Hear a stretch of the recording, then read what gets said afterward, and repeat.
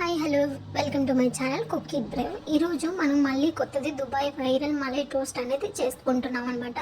So ఇది ఎలా చేయాలి ఏంటి మీరు కంప్లీట్ వీడియో చూడండి. మీకు మా వీడియో నచ్చితే లైక్ చేయండి, షేర్ చేయండి, సబ్స్క్రైబ్ చేసుకోవడం మాత్రం మర్చిపోకండి.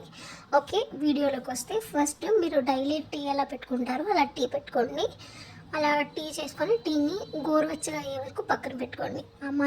మళ్ళీ వేరే బౌల్ తీసుకొని అందులో 1/2 లీటర్ ఆఫ్ మిల్క్ వేసుకొని అందులో గుడ్ ఫ్యాట్ ఉండే మిల్క్ తీసుకోండి. అందులో ఒక 1/2 లెమన్ అనేది పిండుకొని అది విరిగిపోయిన తర్వాత వడగట్టుకోండి.